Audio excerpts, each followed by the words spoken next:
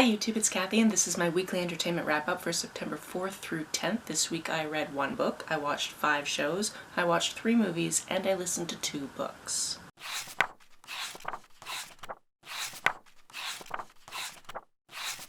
First this week I read Tomorrow and Tomorrow and Tomorrow. This one is very interesting. It's by Gabrielle Zevin, who's the same person who wrote The Storied Life of A.J. Fikry, which I absolutely loved. This one jumps around in time a little bit, but it's about 2 friends that meet in the 90s and really enjoy video games. They meet because Sadie's sister is in the children's hospital and she is constantly there visiting her, and Sam is there because he was in a car accident and he's had to have a lot of surgery on his foot because of that. They meet one day when Sadie's been kicked out of her sister's room for saying something insensitive, or something her sister took as insensitive, and she's basically told, hey, go play in the games room, and she meets Sam there, and afterwards she finds out that she is the first person he's talked to since his car accident. Since she has to be at the hospital all the time anyway, she keeps going back and visiting Sam and they play video games together. However, this is on the lead up to her bat mitzvah and she's meant to get all these community service hours. So her mom is like, well, why don't you just use this as your community service? And then she starts keeping a timesheet and getting people to sign it.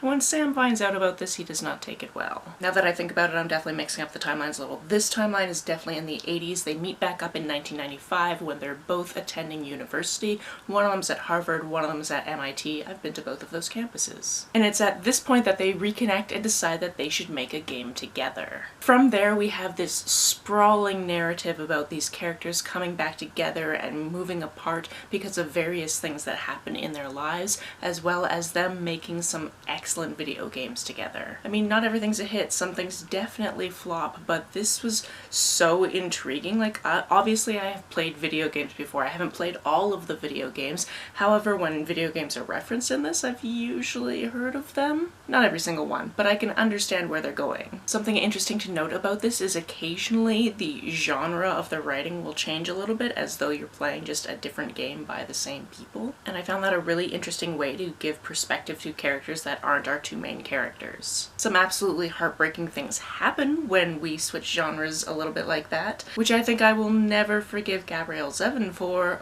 but it's interesting nonetheless. This book is heartfelt and really good at showing 2 different sides and having people think they know the whole story, and then once they realize that they don't know the whole story, whether or not that actually changes how they feel about the story they've been telling themselves. This one is definitely worth picking up. While I was visiting my parents this last week, obviously the Food Network was on the TV because that's what I always put the TV on when I'm there. But there's one show in particular I want to talk about, and I'm feeling like I'm not going to be able to say the title properly. It's Complicated. That's really hard to say. This takes the same format as other cooking shows on the Food Network, where you have a bunch of chefs and they are given a task and then they're pared down and somebody eventually wins the episode.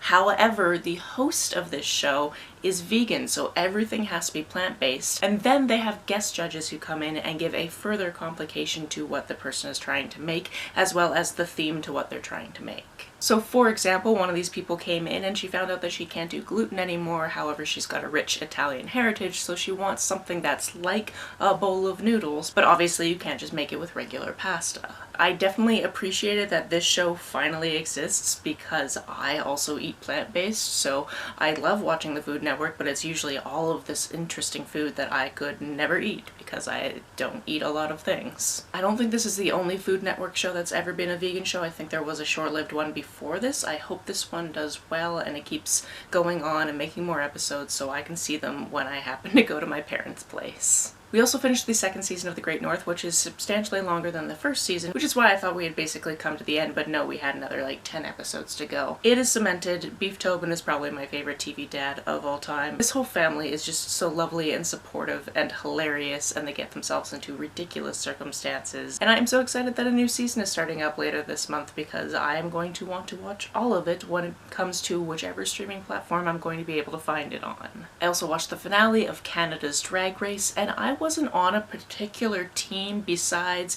team not Miss Fiercelicious.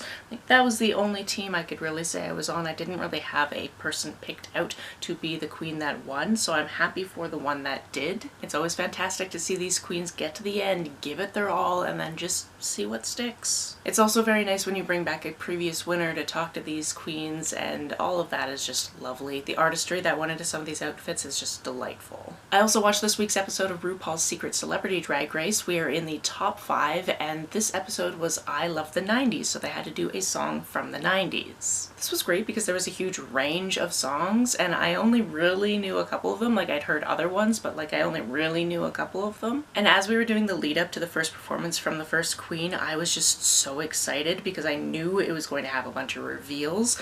Definitely when I think of music from the 90s, I think of the 2 CDs that me and my brother got for Christmas, I think in like 1997, which was the Backstreet Boys for him and Spice Girls for me, and if Poppy Love is who we think they are, those 2 things came together. This episode, however, is extremely rude because at the beginning it teases the fact that everyone is going to have to reveal who they are in this episode. They get to the end, Rue announces they have to reveal, and then it goes to credits, so we have to wait until next week. That's just absolutely rude. I think I like this change up in the format though because you will have this extra pressure of people now know who you are, so it's going to really shake some people, and that's going to make it a little bit easier, I think, to distinguish who's going to go home next week. Nobody goes home this week, which was kind of lovely. I also watched the penultimate episode of this season of RuPaul's Drag Race Down Under, and in this episode they were giving makeovers. The way they did this one is kind of fun. One of the people that came out to have a makeover into a drag queen was a super fan of the show, but then you also had his father, his cousin, and his uncle. And they were all so supportive and lovely. It was just so great to see. I'm of the opinion that only one of these queens actually did a phenomenal job when it comes to the makeup for their drag daughter. The other ones, I don't think they'd ever had to do makeup on other people before because, yeah. They looked draggy, but they did not look really good. Let's just leave it at that. On to the movies I watched. While I was falling asleep one of the nights, I decided to put on a documentary called The Witness. The main living subject of this documentary is Bill Genovese, and his sister Kitty Genovese was murdered in New York in the 1960s, and it was widely reported that there were 38 eyewitnesses, but nobody called for help. Allegedly, these people did nothing to stop her attacker. Bill absolutely loved his older sister, so obviously this affected him, and it definitely impacted things that he did in his life. Unless I fabricated this detail while I was falling asleep, I believe this is also the reason why 911 started as a way for people to easily call the police. This is an incredibly interesting and heartbreaking case because yes, these things were reported, but they weren't actually true. Bill actually tracked down some of the 38 alleged eyewitnesses, and in fact only 2 of them were really eyewitnesses who saw anything. Everybody else heard something, and it's even reported that some of those people might not have heard or seen anything whatsoever, and that number was just kind of trumped up a little bit. However, Bill went through most of his life up until this documentary in the 2010s, I believe it came out in 2015, thinking that just people were apathetic and nobody helped his sister, and that's why he really wanted to help people, which is why he ended up going away to war, and that definitely had consequences. I will admit that I'm pretty sure I slept through a portion of this because I did put this on as I was in bed as something to fall asleep to, but then I kept waking up and really wanting to know what was happening, so I think I'm going to have to revisit it at some point. It is definitely an intriguing and heartbreaking case. As for the other 2 movies I watched this week, there are actually 2 movies in a trilogy, although it's really hard to believe they're in a trilogy until you get to the last scene of the second movie. The first movie is Unbreakable. This is a movie that starts out with a baby being born, but all of his limbs are broken when he's born. Fortunately, we don't see that because that would be gruesome AF. Then we flash forward to another character who is the sole survivor in a train crash, and he doesn't have a scratch on him. These 2 characters eventually meet, and one is trying to convince the other that he is somewhat of a superhero. It's M. Night Shyamalan Ding Dong, so there's some twists, and I won't wreck those for you, but I find his movies, especially this one, very, very slow. So that would be my one critique. I was like, okay, just get to the point of the movie, please. That one came out in 2020. In 2017, the sequel came out, and that is Split. This one stars James McAvoy as about 8 different alters. His character is somebody living with DID, which is dissociative identity disorder. It went by a previous name. We don't use that name anymore. We call it DID. This movie opens with some girls at a birthday party, and there's one attendee there who was kind of invited because it would be rude not to invite her. They didn't really want her there, and the person who's supposed to pick her up's car has broken down, so the dad of the birthday girl is going to give her a ride home. However, once they get into the car, that's not how it goes because somebody else takes them. They find themselves locked in this room, and there's this person that constantly comes into the room. However, it seems like every time this person comes in the room, they act very differently and they have different clothing on. Outside of this, we often see this person going to their therapist because they've made these different "we need help" emails in the middle of the night, and then Barry, who's the alter that has come forward, is like, "Oh no, I don't know which one of the alters did that, but no, we're fine, there's nothing wrong with us." So clearly one of the alters is trying to communicate that this has happened, but they can't. It was interesting to me that we actually ended up watching this movie this week because earlier in the week when I was watching true crime videos, this movie actually came up because I was watching a true crime video based around one of the people that was the inspiration for this movie. That person was named Billy Milligan. It was quite an intense case of DID back in the 70s when it had a different name. And it's very interesting and important to note that most people with DID do not have violent tendencies where they're going to kidnap people or what for. In fact, I believe it was said in this video that there's never been a woman with DID who has committed crimes like this. However, Billy Milligan definitely committed some crimes, or at least one of his alters did. I was literally going to say the phrase, watching a movie like this, I'm kind of split on, and then I realized that's the title of the movie, and I was like, I can't say it that way. However, when I watch a movie like this, I am actually split on the fact that I am very intrigued by the acting chops it takes to pull off several different characters, although I don't know why so many of them had Boston accents. That was a little bit of a problem, especially with my understanding of the source material of Billy Milligan, because a lot of those alters had completely different accents. But in any case, on the one hand, I'm always intrigued by the acting skill, but on the other hand, I'm upset that people will think that everybody with DID is like this, and that's just not accurate. On to the books I listened to this week, the first one being Scout's Honor by Lily Anderson.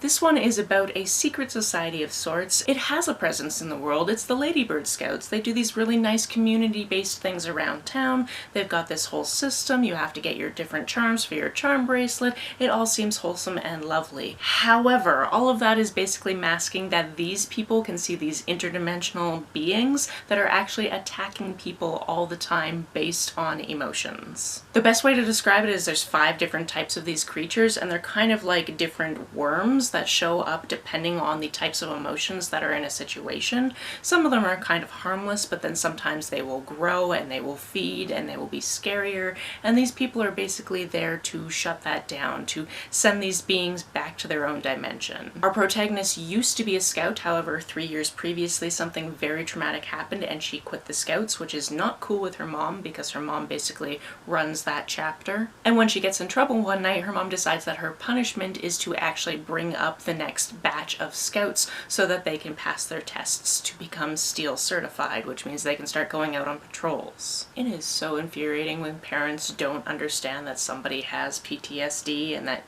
maybe you should just leave them alone and think that immersion therapy is the only thing that's going to help this person. Like, that's just rude. This book had a lot to say about sisterhoods and trying to come together for the greater good. It also made it a point of including trans girls in this narrative, which I definitely appreciated. And altogether, this was a really fun concept. I actually had no idea what this book was. I just picked it up because I was like, I've read at least one book by her before. I'm pretty sure I enjoyed it. Let's pick this one up too. And it was a lot of fun. The other audiobook I listened to this week was The Queer Principles of Kit Webb. This one is a historical fiction and it is a male-male romance. On the one side, we have Kit Webb. He is a retired highwayman, which means he used to rob people for a living, and his current retirement plan is working in his own coffee shop. You see, a year previously something went wrong on a job and he has an injury, so that means he can't really ride a horse, which means he probably shouldn't be out robbing people anymore. On the other hand, we have Percy. He is part of the aristocracy, however that is going to come crashing down soon if he doesn't do something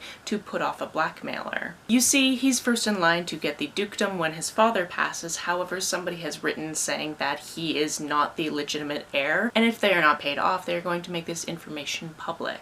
Essentially, Percy wants to hire Kit to steal this very important book so that he can ransom it and get some money out of his father before he's cut off completely. However, Percy doesn't seem to know that there is a little bit of a backstory between Kit and that particular duke. And it all goes from there. This was an absolute delight. I loved listening to this one. I loved these characters getting to know each other, both of these characters being like, he's hot, but I can't, or the characters being like, he's hot, but apparently he just doesn't do men, which I'm pretty sure he does. Like, he's looking at me like that, so I know that he wants to, but I guess business first, or whatever. I just really enjoyed that this had complex reasons as to why characters would do certain things, and we had this really big will they or won't they, which I really appreciated with this. And I really enjoy the pace at which the backstories were given to us and the reasons behind what is going on and the reasons behind different characters knowing each other, and then a reveal at a point where it's just not a good time to have a reveal. And I am so happy that there is at least a second book in this series so I can get some answers from some side characters.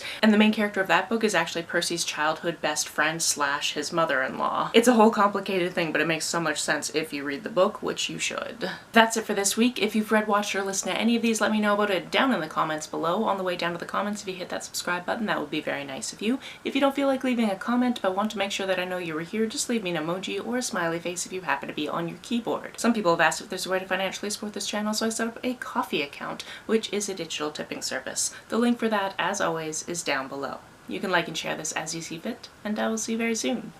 Bye!